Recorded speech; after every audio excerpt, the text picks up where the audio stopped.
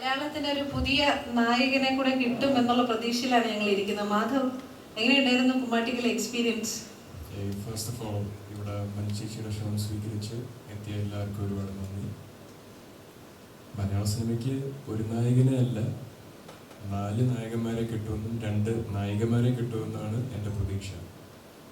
അജു പറഞ്ഞതുപോലെ കുമ്മാട്ടിക്കളിയിൽ വർക്ക് ചെയ്യുന്നത് നമ്മളെല്ലാവരും ഒരു ഫാമിലി പോലെയായിരുന്നു എൻ്റെ സെറ്റിൽ ഫങ്ഷൻ ചെയ്തത്. നമ്മുടെ എല്ലാവരുടെയും കരിയർ ട്രാക്ക് റെക്കോർഡ് നോക്കിയാൽ അറിയാം, combined work experiences actors 20 films ഉള്ളതായിരുന്നു. പിന്നെ അതിന് കോംപ്ലിമെൻറ്റ് ചെയ്യാനായിട്ട് ലെന മാം ഉണ്ടായിരുന്നു, വൈൻകോറി സാർ ഉണ്ടായിരുന്നു, അസീസ് ധർമ്മനാഥ്, ദിനീഷ് ആൽബി. അപ്പോൾ again ഒരു എക്സ്പീരിയൻസ് ഉള്ള ആക്ടേഴ്സിൻ്റെയും ന്യൂ കമേഴ്സിൻ്റെ ഒരു കോമ്പിനേഷൻ ആയിരുന്നു കുമ്മാട്ടിക്കളി. ബെൻസൺ സാറും 25+ ഇയേഴ്സ് തമിഴിൽ വർക്ക് ചെയ്തുള്ള എക്സ്പീരിയൻസ് ആണ് മലയാള സിനിമയിലോട്ട് കൊണ്ടുവരുന്നത്. അപ്പോൾ എന്ത് പ്രതീക്ഷിക്കണം എന്ന് പ്രേക്ഷകരോട് എനിക്ക് പറയാൻ പറ്റത്തില്ല. But at the end of the day ഒരു എക്സ്പെരിമെൻ്റ് ആയിരുന്നു ഫിലിം. സാറിൻ്റെ ഐഡിയോളജി ആ സിനിമയിലോട്ട് ട്രാൻസ്ഫർ ചെയ്തിട്ടുണ്ടെന്നുള്ള പ്രതീക്ഷയുണ്ട്. ഇത് പ്രേക്ഷകർ തീർച്ചയായിട്ടും ഈ 2-ാം തീയതി നാളെ ഇത് ഇറങ്ങുമ്പോഴത്തേക്കും തിയേറ്ററിൽ പോയിട്ട് കണ്ട് അവരുടേതായ അഭിപ്രായം അറിയിക്കണമെന്നുള്ള ഒരു പ്രതീക്ഷയുണ്ട്.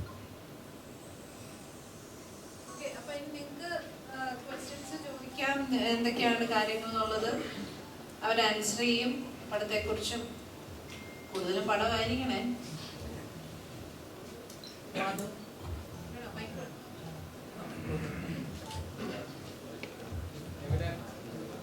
മലയാളത്തിലേക്ക് ആദ്യ ചുവടപ്പാണല്ലോ കുമ്മാട്ടിക്കളി. അപ്പൊ എന്തുകൊണ്ട് കുമ്മാട്ടിക്കളി എന്ന് ചോദിച്ചാൽ,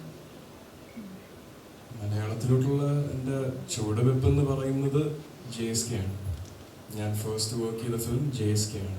പ്രവീൺ നാരായണൻ ഡയറക്റ്റ് ചെയ്ത് സുരേഷ് ഗോപി അച്ഛൻ ലീഡായിട്ട് ആക്ട് ചെയ്യുന്ന അച്ഛൻ അനുപമ പരമേശ്വരൻ.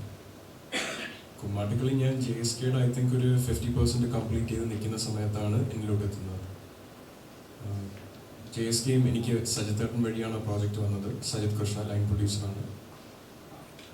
കുമ്മാട്ടിക്കളി ഇത് വന്നപ്പോഴത്തേക്കും അഗൈൻ സാറ് എനിക്ക് വേണ്ടി ഡെവലപ്പ് ചെയ്ത ക്യാരക്ടർ ഡെന്നിസിൻ്റെ കുറേ ക്യാരക്ടറിസ്റ്റിക്സും പേഴ്സണാലിറ്റിയും ഒന്ന് ഞാൻ ആദ്യം ഒബ്സർവ് ചെയ്ത് സ്ക്രിപ്റ്റിൽ.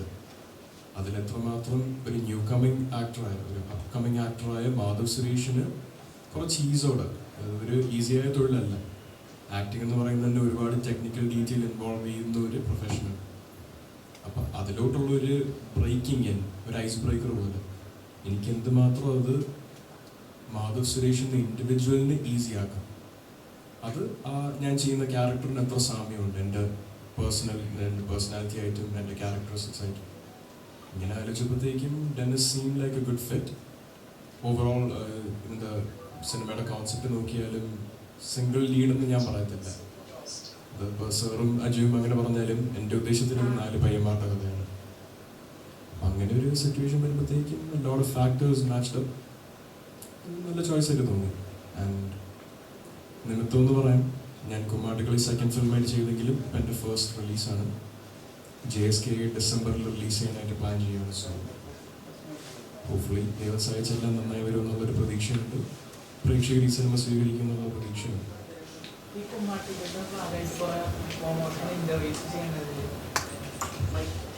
സുരേഷ് ഗോപിയുടെ മകൻ എന്നൊരു ഉപരി ഇപ്പോൾ ജൂനിയർ പൃഥ്വിരാജ് എന്നൊരു ടാഗ് ലൈനും കൂടി കിട്ടിയിട്ടുണ്ട്. കമന്റ്സിലും അങ്ങനെയാണ് നോക്കി, എങ്ങനെയാണ് അതിന് നോക്കി കാണുന്നത്?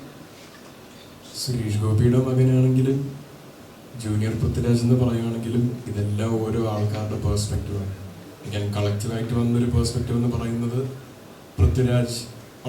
പൃഥ്വിരാജായിട്ടുള്ള കമ്പാരിസൺസ് ആണ്. രാജുവേട്ടനെ പറ്റി പറയുകയാണെങ്കിൽ ഹീസ് എ ലെജൻഡ് ഓഫ് ആ ജനറേഷൻ. അങ്ങനെ ഒരു വ്യക്തിയായിട്ട് എന്നെ കമ്പയർ ചെയ്യുകയാണെങ്കിൽ തീർച്ചയായിട്ടും എനിക്ക് അഭിമാനമുള്ളൊരു കാര്യമാണ്. Do I believe I M Prithviraj or I'm like Prithviraj or that I'm like Suresh Gopi? No, I'm Madhav Suresh. ഞാൻ എൻ്റെ ഐഡൻറ്റിറ്റി ക്രിയേറ്റ് ചെയ്യുവാണ്. അതേപോലെ ആൾക്കാർക്ക് എൻ്റെ പേഴ്സണാലിറ്റിയും അവരുടെ പേഴ്സണാലിറ്റിയും തമ്മിൽ എന്തെങ്കിലും സിമിലാരിറ്റീസ് തോന്നുന്നെങ്കിൽ അവരുടെ പേഴ്സ്പെക്റ്റീവ് മാത്രമാണ്. സോ അതിൽ കൂടുതലൊരു അഭിപ്രായം എനിക്ക് അതിനെപ്പറ്റി ഒരുപാട് നോക്കാറില്ല. ഇപ്പോൾ എൻ്റെ ഫ്രണ്ട്സ് ആരെങ്കിലും ഇങ്ങനെ പോയിന്റ് ഔട്ട് ചെയ്യുന്ന കമൻസ് വല്ലതും എടുത്ത് അയച്ചു തന്നു കഴിഞ്ഞാൽ, ആൻഡ് എനിക്കൊരു സ്വഭാവമുണ്ട്, ശരിക്കും പറഞ്ഞാൽ എൻ്റെ ഒരു തെറ്റ് സ്വഭാവം തന്നെയാണ്. ഒരു പരിധി കൂടുതൽ അനാവശ്യമായിട്ടുള്ള കമൻസ് വന്നു കഴിഞ്ഞാൽ അതിന് ഞാൻ എൻ്റെ സമയം വേസ്റ്റ് ചെയ്ത് റെസ്പോൺസ് കൊടുക്കാൻ പറ്റും. സോ അങ്ങനെ ചില കമൻസ് ഞാൻ കാണാറുണ്ട്. ബട്ട് അതല്ലാതെ ഇരുന്ന് കമൻറ്റ് തപ്പി കണ്ടുപിടിച്ച് അത് കണ്ട് ഒരുപാട് വിഷമമോ സന്തോഷമോ ഈ ഒരു സ്റ്റേജിൽ ഞാൻ അനുഭവിക്കുന്ന ആളല്ല. സോ നമ്മൾ ചെയ്യുന്ന കഥാപാത്രങ്ങൾ ഇന്ന് ആളുകൾ ഓർത്തിക്കുക എന്ന് പറയുന്നത് ഒരു ആക്ടറെ സംബന്ധിച്ച് വലിയ കാര്യമാണ്. സുരേഷേട്ടൻ ചെയ്ത ഒരുപാട് കഥാപാത്രങ്ങൾ നമ്മൾക്ക് ഓർത്തിക്കുക.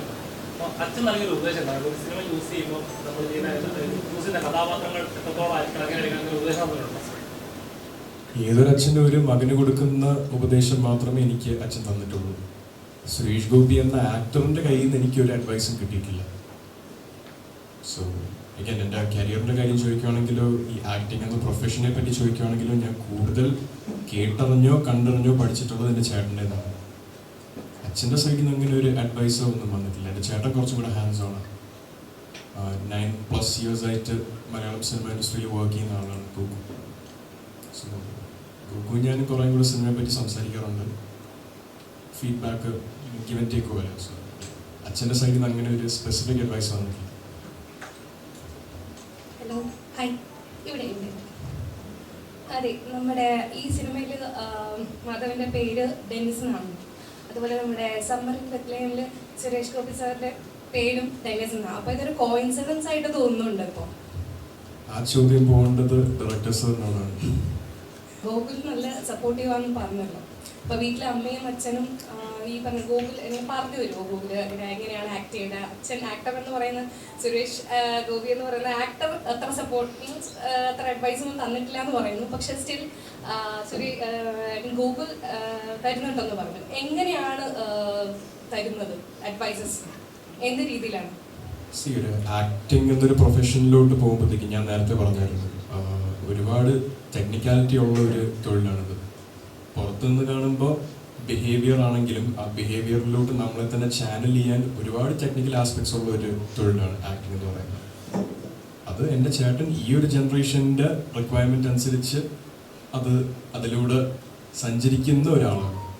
അപ്പോൾ കുറച്ചുകൂടി ഒരു റിയൽ ടൈം അഡ്വൈസ് എന്ന് പറയുന്നില്ലേ, എനിക്ക് കുറച്ചുകൂടി ആപ്ലിക്കബിൾ ആയ അഡ്വൈസ് എൻ്റെ ചേട്ടന് തരാൻ പറ്റുന്നുണ്ട്. അച്ഛന് ചിലപ്പോൾ അഡ്വൈസ് തരണമെന്ന് ആഗ്രഹം ഉണ്ടായിരിക്കും. പക്ഷെ സുരേഷ് ഗോപി എന്ന സൂപ്പർ സ്റ്റാർ ജനിച്ചത് വേറൊരു കാലഘട്ടത്തിലാണ്.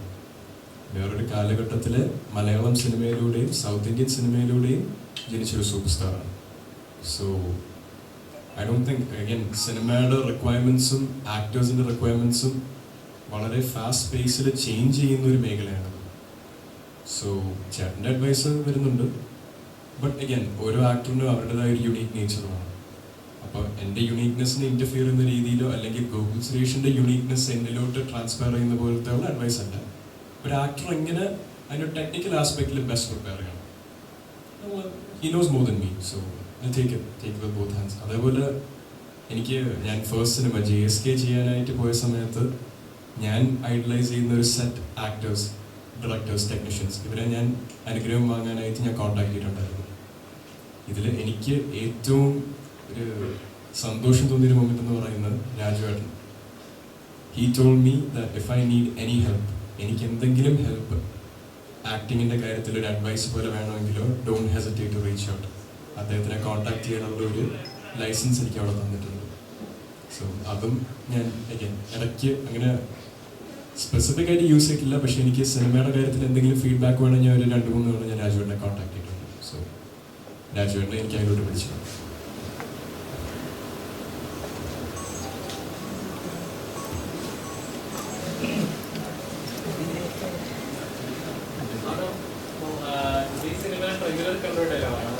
സുരേഷേട്ടൻ്റെ ഒരു ഡയലോഗുകൾ ഉപയോഗിച്ചിട്ടുണ്ട്. അപ്പോൾ ഗൂഗിളിലെ സിനിമകളിലാണെങ്കിൽ ശരി സുരേഷേട്ടൻ്റെ ചില ഡയലോഗുകൾ എപ്പോഴും ഇമിറ്റേറ്റ് ചെയ്ത് കാണാറുണ്ട്. ലാസ്റ്റ് ഏകജാരി പോലെ അങ്ങനെ ഫീൽ ചെയ്തിട്ടുണ്ട്. അപ്പം എന്തുകൊണ്ടാണ് അങ്ങനെ സ്ക്രിപ്റ്റിൽ ഉണ്ടായിരുന്നതാണോ അതോ സ്വന്തമായിട്ട് ഇങ്ങനെ ഇത് പറയാം? ഗഗനചാരിയിൽ അങ്ങനെ ഒരു ഡയലോഗ് വന്നതായിട്ട് എനിക്ക് ഓർമ്മയില്ല. ഉണ്ടായിരുന്നു അങ്ങനെ? ഓക്കെ, സോറി, ഞാനപ്പോൾ അത്രയും ശ്രദ്ധിച്ചിട്ടില്ല, സോറി. ഈ ഒരു ഡയലോഗ് കുമ്മാട്ടിക്കളിയിലോട്ട് വരുന്നത് അഗൈൻ ഒരു സൂപ്പർ സ്റ്റാർ അല്ലെങ്കിൽ ഒരു ജനറേഷൻ ബിഫോർ യു, ഒരു ആക്ടറായിട്ടുള്ള സമയത്ത് അവർ ചെയ്തൊരു ലൈൻ ഓഫ് വർക്ക് ഒരുപാട് റെക്കഗ്നൈസ്ഡ് ആണെങ്കിൽ അത് ആ സെക്കൻഡ് ജനറേഷനോ തേർഡ് ജനറേഷനോ റിപ്പീറ്റ് ചെയ്ത് കാണുന്നത് എന്നും പ്രേക്ഷകർക്ക് ഒരു ഹാപ്പി മൊമെൻറ്റോ അല്ലെങ്കിൽ ഒരു സെൻസ് ഓഫ് എക്സൈറ്റ്മെൻറ്റോ കൊടുക്കുന്നൊരു സാധനമാണ്. കുമ്മാട്ടിക്കളിയിലെ സ്ക്രിപ്റ്റിൽ ഇങ്ങനെ ഒരു സാധനം ഇല്ലായിരുന്നു. പക്ഷെ ഞാൻ ഐ സിനിമ കണ്ടിട്ടുള്ള ഒരാളാണ്. ആ ഡയലോഗ് അത്യാവശ്യം ഫേമസ് ആയ ഡയലോഗുമാണ്. ആൻഡ് ആ അസീസിക്ക ആണ് അവിടെ ചോദിക്കുന്നത് ട്രെയിലറിൽ വന്നിട്ടുള്ള ആ ചോദ്യം ചോദിച്ചതിന് റൊമാൻസ് അല്ല എന്ന് പറഞ്ഞു കഴിയുമ്പോൾ പിന്നെ എന്നൊരു ചോദ്യം വന്ന അപ്പം ആപ്റ്റായിട്ട് തോന്നി എനിക്ക് അവിടെ അതുക്കും മേലെ എന്ന് പറയാനായിട്ടുള്ളത് ആപ്റ്റായിട്ട് തോന്നി. തമിഴ് ഒരുപാട് മിഥുൻ്റെ ക്യാരക്ടർ പറയുകയാണെങ്കിൽ തമിഴിന് ഒരു പ്രാധാന്യം കൊടുത്തിട്ടുള്ള മലയാളം സിനിമ തന്നെയാണ് കുമ്മാട്ടിക്കളി. സോ അതുക്കും മേലെ എന്നുള്ളൊരു തമിഴ് ഡയലോഗും again ഈ സുരേഷ് ഗോപി റിസംബ്ലൻസും അതിന് വരും.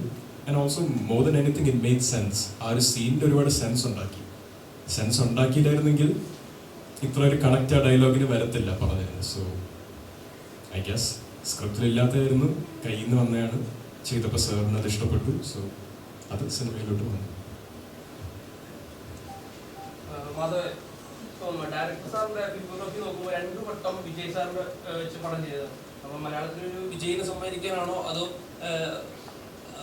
ഇത് പറയുമ്പോൾ തന്നെ പേടി ഉണ്ടായിരുന്നു? കാരണം 2 വട്ടം വിജയ് വെച്ച് പടം ചെയ്ത ഒരു ഡയറക്ടർ ഇങ്ങനെ ഇപ്പോൾ വന്നൊരു ഈ ഒരു ഇത് പറയുമ്പോൾ എങ്ങനെ ഉണ്ടായിരുന്നു? 2 വട്ടം തലപതി വിജയനെ വെച്ച് ഡയറക്ട് ചെയ്തത് മാത്രമല്ല, ഗോട്ടിന് മുന്നേ വിജയനെ നെഗറ്റീവ് ഷെയ്ഡിൽ ഒരേ ഒരു തവണ കരിയറിൽ കണ്ടിട്ടുള്ളത് സാർ ഡയറക്ട് ചെയ്തതാണ്. ആൻഡ് പുതിയൊരു വിജയിനെ സമ്മാനിക്കുക, ഞാൻ നേരത്തെ പറഞ്ഞ പോലെ പുതിയ പൃഥ്വിരാജിനെ സമ്മാനിക്കുക, പുതിയ സുരേഷ് ഗോപിയെ സമ്മാനിക്കുക. ഞാൻ മാധവ് സുരേഷാണ്, ഞാൻ മാധവ് സുരേഷായിട്ട് വളർന്നുകൊണ്ട് ബാക്കി വഴി വെച്ച് നമുക്ക് കണ്ടറിയും. ഈ ഒരു സബ്ജക്ട് പറയുമ്പോൾ പേടി ഉണ്ടായിരുന്നു? കാരണം വിജയ് സാറിനെ പോലത്തെ ആൾക്കാരെ വെച്ച് പടം ചെയ്തുകൊണ്ട് ഈ ഡയറക്ടറായിട്ട് വരുമ്പോൾ ഒരു ഹിറ്റ് സമ്മാനിക്കുന്ന ഒരു നമ്മുടെ ഉള്ളിലൊരു പേടി ഉണ്ടായിരുന്നു? ഒരു ഡയറക്ടറും ഒരു ആക്ടറും ഒരു സിനിമയിൽ വർക്ക് ചെയ്യുന്ന ഒരു ടെക്നീഷ്യനും ഒരു ഹിറ്റ് സമ്മാനിക്കണം എന്നല്ലാതെ ഒരു ചിന്താഗതി വെച്ച് പൊട്ടപ്പടം ചെയ്യണം എന്ന് പറഞ്ഞൊരു ചിന്താഗതി വെച്ച് ആരും ഒരു സിനിമ തുടങ്ങാറില്ല. അതേപോലെ തന്നെ ഒരു ഹിറ്റ് സമ്മാനിക്കണമെന്ന് വിചാരിച്ച് തന്നെയാണ് കുമ്മാട്ടിക്കളിയിൽ ഞാൻ വർക്ക് ചെയ്ത JSK ആണെങ്കിലും നമ്മളെല്ലാവരും വർക്ക് ചെയ്യുന്നത്. സോ എനിക്ക് നേരത്തെ പറഞ്ഞതുപോലെ ഇത് ഹിറ്റാവോ ആൾക്കാർ കാണുമോ ഇതെല്ലാം തീരുമാനിക്കേണ്ടത് പ്രേക്ഷകർ തന്നെയാണ്.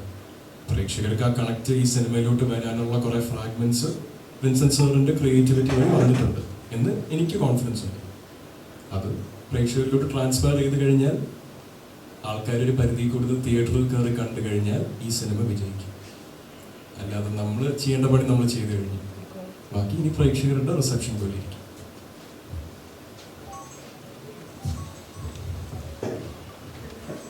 കുമ്മാട്ടിക്കളി ആയാലും JSK ആയാലും ഇപ്പോൾ സുരേഷ് ഗോപി എന്ന മകന്റെ ടാഗ് ലൈൻ വെച്ചിട്ട് അത്രത്തോളം ഉപകാരപ്പെട്ടു ഇതിലേക്ക് വരാൻ വേണ്ടിയിട്ട്.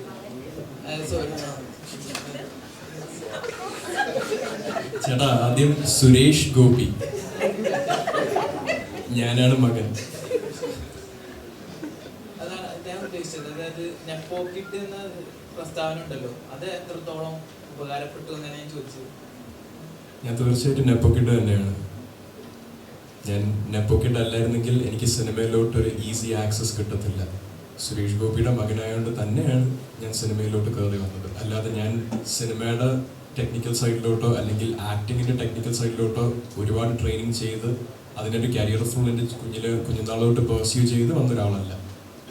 അപ്പം അങ്ങനെ നെപ്പോക്കിഡ് എന്നൊരു ടാഗ് ഉള്ളതുകൊണ്ട് മാത്രമാണ് എനിക്ക് എൻ്റെ ഫസ്റ്റ് 2 പ്രോജക്ട്സ് JSK, കുമ്മാട്ടിക്കളി കിട്ടിയിരിക്കുന്നത്. സോ എനിക്ക് അതുകൊണ്ടുണ്ടായ ബെനിഫിറ്റ് അവിടെ ഓബ്വിയസ് ആണ്. സംസാരിക്കണമെങ്കിൽ അതിനെപ്പറ്റി അതുകൊണ്ടുണ്ടായ നെഗറ്റീവ്സിനെ പറ്റി എനിക്ക് സംസാരിക്കാൻ പറ്റും.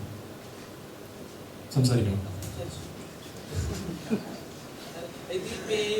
ഈ ടാഗിലെ മാറ്റണം എന്നുള്ളത് ഇനിയുള്ള ഫിലിമിന് അപ്കമിങ് ഫിലിംസിൽ ഇപ്പോൾ പ്രേക്ഷകർ ജഡ്ജ് ചെയ്യും എന്തായാലും.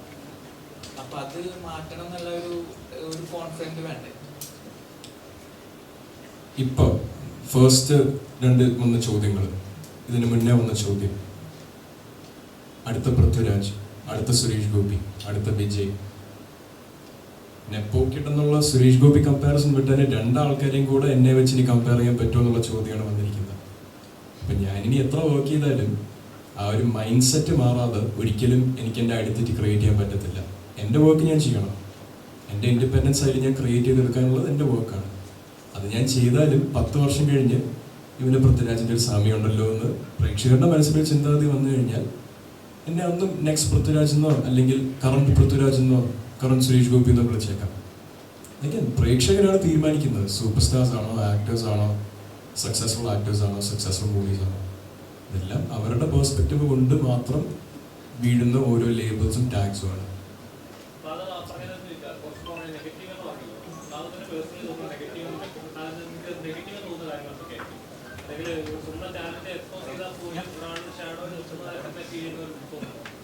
ഞാൻ ആ സെൻസിലല്ലായിരുന്നു പറഞ്ഞത്.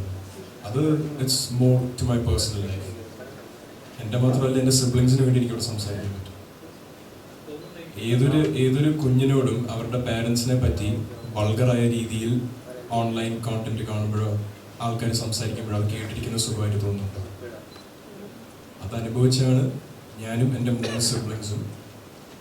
ഇപ്പോൾ ചാലൂക്കിൻ്റെ കാര്യം പറയുകയാണെങ്കിൽ ചാലൂക്കയും ചാലൂക്കയുടെ ചേച്ചിയും അപ്പുചാട്ടൻ ഷാനൂക്ക, ഒരു നെപ്പോ കിഡ്സ് എന്ന് പറയുന്ന എല്ലാവരും പേഴ്സണൽ ലൈഫിൽ ചെറുപ്പത്തിൽ ഒരുപാട് അനുഭവിച്ച് വളർന്നു വന്നവരാണ്. അതുകൊണ്ട് അവരുടെ കരിയറിൻ്റെ ആസ്പെക്റ്റിലോട്ട് വരുമ്പോഴത്തേക്കും ഇതൊരു ബെനിഫിറ്റ് ആയിട്ട് കിട്ടുന്നെങ്കിൽ ആരും വിചാരിക്കരുത് അവരനുഭവിച്ച് വന്ന നെഗറ്റീവ്സിനെ ഔട്ട്വേ ചെയ്താണ് ഈ പോസിറ്റീവ് വരുന്നത്. പിന്നെ അതേപോലെ നെപ്പോ കിഡ് എന്നുള്ളൊരു ടാഗ് വെച്ച് ഒരു സിനിമ കിട്ടും, 2 സിനിമ കിട്ടും. എൻ്റെ കേസിലത്തെ പോലെ ഞാൻ ഇനിയും മലയാള സിനിമയോ ഏതൊരു സിനിമയോ ചെയ്യണമെങ്കിൽ പ്രേക്ഷകർ സ്വീകരിക്കാതെയോ ജനറലി ഒരു സിനിമ ക്രൗഡ് അക്സെപ്റ്റ് ചെയ്യാതെയോ എനിക്ക് നിന്ന് സസ്റ്റെയിൻ ചെയ്ത് പെർഫോം ചെയ്യാൻ പറ്റത്തില്ല. ഒരു ആക്ടറിൻ്റെ കരിയർ ഉണ്ടാകുന്നത് പ്രേക്ഷകരുടെ സ്വീകരണം കൊണ്ട് മാത്രമാണ്. ഒരു നെപ്പോക്കി ടൈറ്റിൽ കൊണ്ടും മലയാള സിനിമയിൽ തീർച്ചയായിട്ടും ആരും ഇതുവരെ ടൈറ്റിൽ കൊണ്ട് മാത്രം പിടിച്ചു വന്നിട്ടുണ്ട്. ചേട്ടൻ എന്താ ശരിയോ ചോദ്യം കൊണ്ട് ഉദ്ദേശിച്ചത്?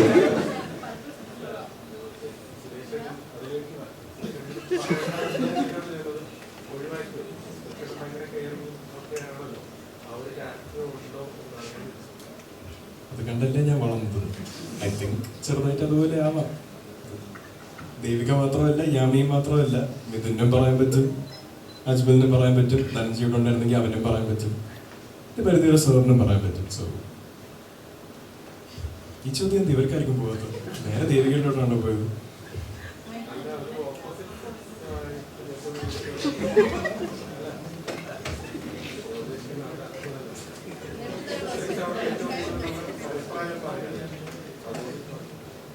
നമ്മൾ ഈ ഓപ്പോസിറ്റ് ജെൻഡറിനെ മാത്രമാണോ കെയർ ചെയ്യേണ്ടത്?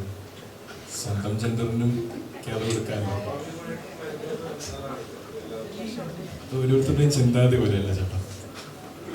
എനിക്ക് ഇപ്പൊ ഇവര് 2 പേരുടെ കാര്യം പറയാം. 2 പേരും എൻ്റെ ഫ്രണ്ട്സാണ്. എൻ്റെ കെയറും കൺസേണും ഒരേ ലെവലിലായിരിക്കും 2 പേരുടെ കാര്യത്തിന് പോകുന്നത്. അങ്ങനെ ഇവിടുത്തെ നല്ല ആൾക്കാർ പൊതുവെ ചിന്തിച്ച് തുടങ്ങിക്കഴിഞ്ഞാൽ കൊള്ളായിരുന്നു. ജനറലി ആണെങ്കിൽ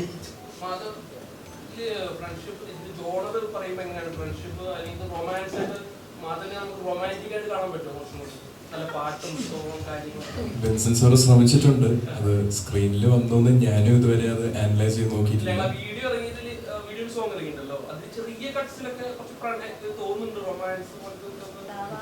ഒരു ഐ തിങ്ക് അതിൽ കാണിച്ചിരിക്കുന്ന കപ്പിളിന്റെ ഒരു മ്യൂസിക് സീക്വൻസ് അല്ലേ, അതിൽ റൊമാൻസ് വന്നില്ലെങ്കിൽ അതൊരു പരാജയമല്ലേ.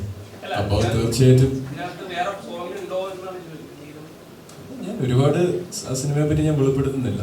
നാളെ ഇറങ്ങുമല്ലേ, ചേട്ടനും പ്രേക്ഷകരും അത് പോയി കാണുക എന്നുള്ളൊരു പ്രതീക്ഷ എനിക്കുണ്ട്. കണ്ടു കഴിഞ്ഞാൽ മനസ്സിലാക്കും. സോ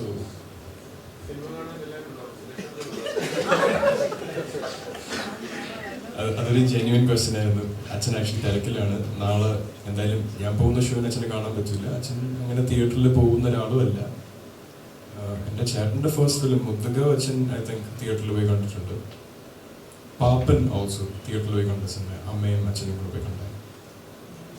അച്ഛൻ്റെ സമയം കിട്ടുവാണെങ്കിൽ ഒരു ആക്ടർ, പ്രോമിനൻ്റായി വർക്ക് ചെയ്യുന്ന ആക്ടർ മാത്രമല്ല, ഇപ്പോൾ ഒരു കേന്ദ്രമന്ത്രിയും കൂടെയാണ്. അതിൻ്റെതായ ഒരു ബിസി ഷെഡ്യൂൾ ഉണ്ടാകും. പ്രതീക്ഷയുണ്ട്, സ്വന്തം അച്ഛനല്ലേ, സോ കാണുമെന്നുള്ളൊരു പ്രതീക്ഷയുണ്ട്. കാണാൻ പറ്റുമെങ്കിൽ ഒരുപാട് സന്തോഷമുണ്ട്. ചേട്ടൻ അച്ഛനായിട്ട് എന്തെങ്കിലും കോൺടാക്ട് ഉണ്ടെങ്കിൽ എൻ്റെ സൈഡിൽ നിന്ന് റെക്കമെൻഡ് ചെയ്യുക. മകന് ആഗ്രഹമുണ്ട്. ഞാൻ ചോദിച്ചിട്ടുണ്ട്. ആളിപ്പോൾ ചെയ്യുന്നൊരു പ്രോജക്റ്റിനിടയ്ക്ക് നിൽക്കുകയാണ്. ഷൂട്ടിംഗ് ഷെഡ്യൂൾ അങ്ങനെ ഒരു സിനിമ കാണാൻ വേണ്ടി മാറ്റി വയ്ക്കാൻ പാടില്ല. സോ അമ്മ തിരുവനന്തപുരത്താണ്. അമ്മയും അമ്മുമ്മയും എൻ്റെ തൊട്ടുമുള്ളത്തെ ചേച്ചിയും, ഇവർ 3 പേരും തിരുവനന്തപുരത്ത് പോയി കാണും. ഇവിടെ കൊച്ചിയിൽ ഐ തിങ്ക് എക്സ്റ്റൻഡ് ഫാമിലി ഉണ്ട്. ചേട്ടൻ്റെ അടുത്ത് ചോദിച്ചാൽ ചേട്ടൻ്റെ വർക്ക് ഒന്ന് ടൈഡപ്പ് ആകുന്നില്ലെങ്കിൽ തീർച്ചയായിട്ടും വരും. സോ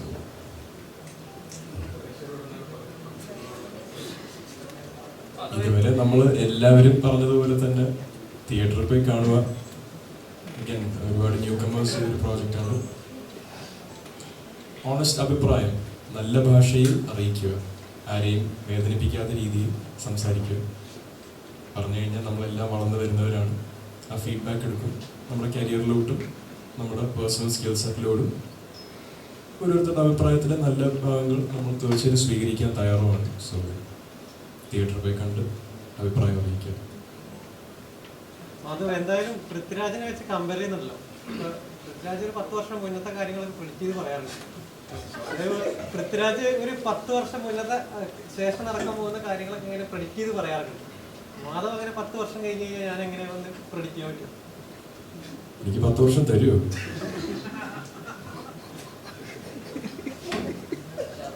പത്ത് വർഷം തന്നാൽ ഈ സിനിമയെ സസ്റ്റെയിൻ ചെയ്യണം എന്നുള്ള ആഗ്രഹം കൊണ്ട് മാത്രമാണ് ഞാൻ ഈ ഇൻഡസ്ട്രിയിലോട്ട് കയറി വന്നത്. നേരത്തെ പറഞ്ഞ പോലെ ഒരു ഹിറ്റ് പടം ക്രിയേറ്റ് ചെയ്യാൻ മാത്രമേ ഓരോ ഡയറക്ടറും അല്ലെങ്കിൽ ഓരോ ക്രൂ മെമ്പറും ഒരു സിനിമയിലോട്ട് കമ്മിറ്റ് ചെയ്യത്തുള്ളൂ. സോ അതേപോലെ തന്നെ ഒരു സൂപ്പർ സ്റ്റാർ എന്ന് പറയുന്നില്ല, ഒരു പ്രോമിനൻറ്റ് ആക്ടർ ആവണം എന്നുള്ള ആഗ്രഹം കൊണ്ട് മാത്രമാണ് ഈ ഇൻഡസ്ട്രിയിലോട്ട് ഞാൻ കയറിയിരിക്കുന്നത്. അതിനുള്ള എഫേർട്ട് എന്ന് പറയുന്നത് കഠിനാധ്വാനം എന്ന് പറയാം. അത് ഉണ്ടല്ലോ അതിന്റെ ബാക്കിൽ. ഒരു 10 വർഷം കഴിഞ്ഞാൽ ഇങ്ങനെ ആയിരിക്കും എന്ന് നമുക്ക് പ്രേക്ഷകരുടെ സ്വീകരണം പോലെ ഇരിക്കും, ചേട്ടന്റെയും സ്വീകരണം പോലെ ഇരിക്കും.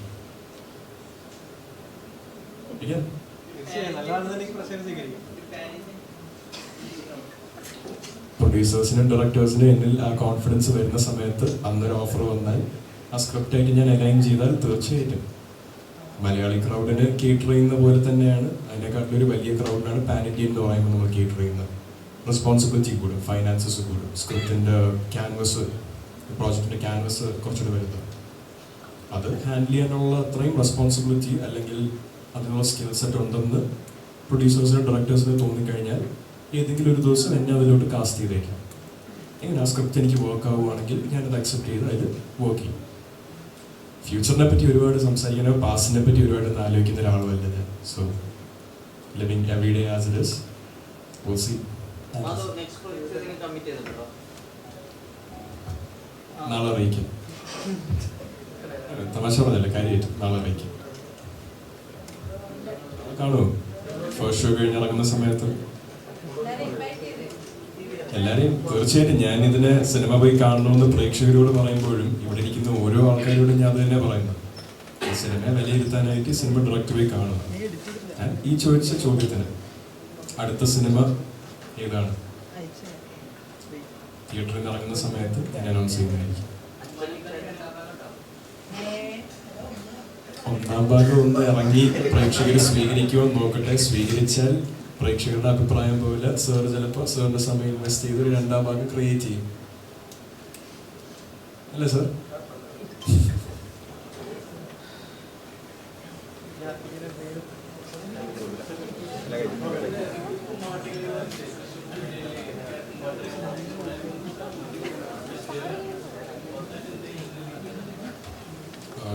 കുമ്മാട്ടിക്കളി എന്ന ആർട്ട് ഫോമിനെ ബേസ് ചെയ്തൊരു സിനിമ അല്ല ഇത്. പക്ഷെ ഈ 4 പയ്യന്മാരുടെ കാര്യം ഞാൻ പറഞ്ഞത്, 4 പയ്യന്മാര് അനാഥകളാണ്. അവരുടെ ജീവിതമാർഗത്തിൽ കുമ്മാട്ടിക്കളിയുണ്ട്. അവർക്കൊരു അമ്മയെ ലഭിക്കുന്നത് 4 പേരും ചേർന്ന് വന്നു. 4 എന്ന് പറയുന്നതിൽ 5 പേര്, ദേവികയുടെ ക്യാരക്ടർ മറിയം, 5 പേരും ചേർന്ന് വന്ന് ഒരു കുമ്മാട്ടി ദിവസമാണ് അവർക്കൊരു അമ്മയെ കിട്ടുന്നത്. സോ അങ്ങനെ കുമ്മാട്ടിക്കളി എന്നൊരു ആർട്ട് ഫോമിന് ഒരുപാട് സിഗ്നിഫിക്കൻസ് ഉണ്ട്. പക്ഷെ ആർട്ട് ഫോമിനെ ബേസ് ചെയ്തുള്ള സിനിമയല്ല.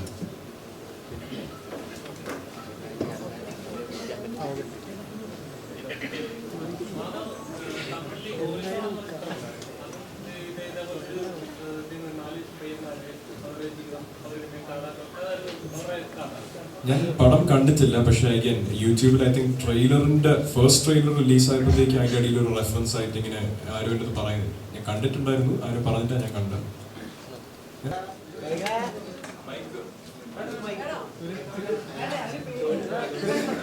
പ്ലീസ് ചോദിക്കും.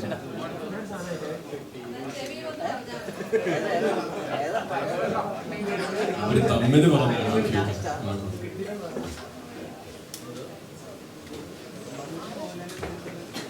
Any more questions? ചോദിച്ചോ. നാളെ തിയേറ്ററും കൂടി ചോദിക്കും.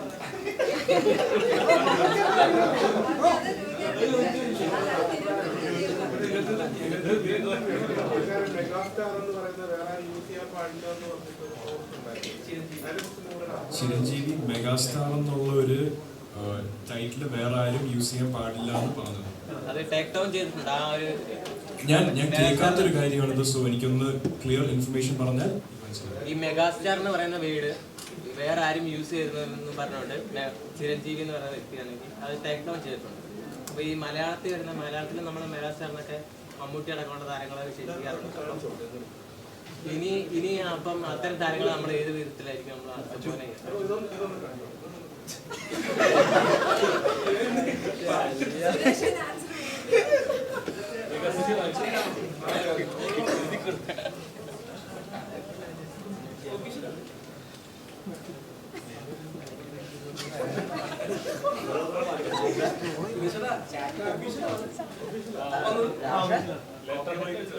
കോപ്പിറൈറ്റ് എടുത്ത് തന്നെയാണ്. ഓക്കെ, ഞാൻ ഇതിനെപ്പറ്റി കേട്ടിട്ടില്ല. ഞാൻ ഒരുപാട് സോഷ്യൽ മീഡിയ യൂസ് ചെയ്യാത്ത ഒരാളാണ്. ബട്ട് അൺഫോർച്ചുനേറ്റ്ലി ഫോർ ഹിം നമുക്ക് നമ്മുടെ ഒരു മെഗാസ്റ്റാർ ഉണ്ട് ഇവിടെ, മമ്മൂക്ക. സോ ഐ ഗസ് അത് കാര്യങ്ങളായിട്ട് മെഗാസ്റ്റാർ മമ്മൂട്ടി എന്നുള്ളൊരു ടൈറ്റിൽ വരുന്നതാണ്. അത് ഇനിയിപ്പോ ഒന്നും ചെയ്യാൻ പറ്റത്തില്ല. തിയേറ്ററിൽ യൂസ് ചെയ്തില്ലെങ്കിലും ഇവിടത്തെ പ്രേക്ഷകരുടെ ഹൃദയത്തിൽ മമ്മൂട്ടി എന്നും മെഗാസ്റ്റാർ ആണ്. ടു ആൻസർ യുവർ ക്വസ്റ്റ്യൻ, ഈ ഒരു കാലഘട്ടത്തിൽ സൂപ്പർ സ്റ്റാർസ് അങ്ങനെ ഒരു കൾച്ചർ വരുന്നുണ്ടെന്ന് എൻ്റെ അടുത്ത് ചോദിച്ചു കഴിഞ്ഞാൽ I don't think so. Fast pace ആയിട്ട് മൂവ് ചെയ്യുന്ന ഒരു മേഖലയായിട്ട് മാറിയിട്ടുണ്ട്. എൻ്റെ ഒരു കരിയർ തന്നെ 10 വർഷം ലാസ്റ്റ് ചെയ്യോ 15 വർഷം ലാസ്റ്റ് ചെയ്യോ എന്നുള്ള ഒരു ചോദ്യചിഹ്നം ഒന്നും കാണും. അടുത്ത ജനറേഷൻ മെഗാസ്റ്റാർ എന്ന് പറയുന്ന ആരായിരിക്കും?